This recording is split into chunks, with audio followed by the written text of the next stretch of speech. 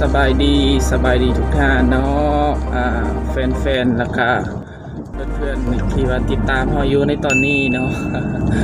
อันนี้จับมือเบื้องเดียวเนาะไว้เป็นทักทายสบายดีเนาะวันนี้ก็จะมาในส่วนของวิดีโอบล็อกเนาะ เป็นการถ่ายรีวิวภาพบรรยากาศเนาะซึ่งในตอนนี้ก็เริ่มแต่ล่วงพระบางเนาะจะลงไปนครหลวงเวียงจันทน์เนาะบรรยากาศเป็นยังไงเนาะกลางทางเขาจะถ่ายรูปภาพเนาะบรรยากาศที่ว่าคนใดค่อนข้างโอเคเนาะแต่ก็จะถูกอกถูกใจเนาะเพราะว่าเขานั่งที่รถถ่ายที่บริจอดเนาะอันนี้ก็เดี๋ยวเขาปีนกำลังให้เห็นบรรยากาศไปพร้อมกันเลยตอนที่เขานั่งรถไปเนาะจะรีวิวแบบเห็นภาพไปจะว่า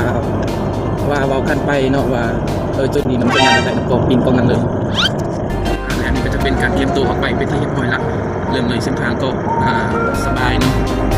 มาซื้อโค้งเนาะโค้งซ้ายโค้งขวา โอเคเนาะเดี๋ยวเห็นบรรยากาศที่เนาะภาพที่ว่ามันเป๊ก